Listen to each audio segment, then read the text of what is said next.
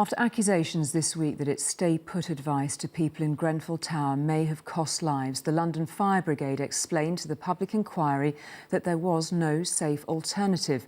Its lawyer said a fire officer can't just decide to change the advice in a building where there are no fire alarms, no way of communicating with residents, and a single staircase filled with smoke. Firefighters were put in an impossible situation, their lawyer said.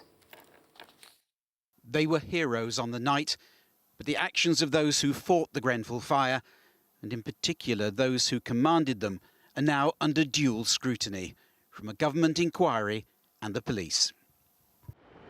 The London Fire Brigade is having to defend the advice it gave to residents for almost 2 hours to stay put in their flats, a strategy many survivors believe cost lives. Today, the Fire Brigade's barrister talked of officers being placed in an impossible position with the starkest of choices.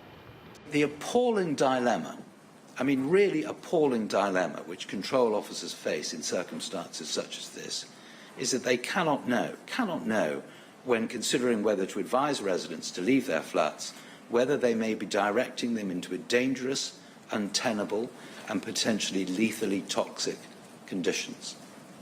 The Firefighters' Union told the inquiry a bond had been forged with the Grenfell community and talked of the lasting impact on many of his members.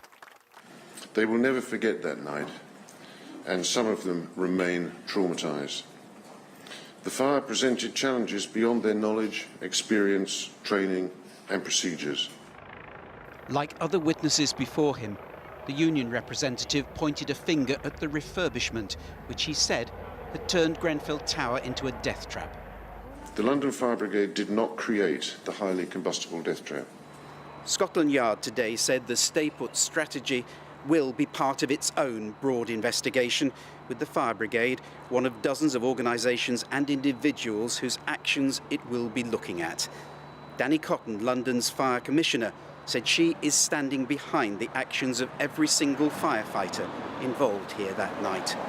Paul Davis, News at 10, West London.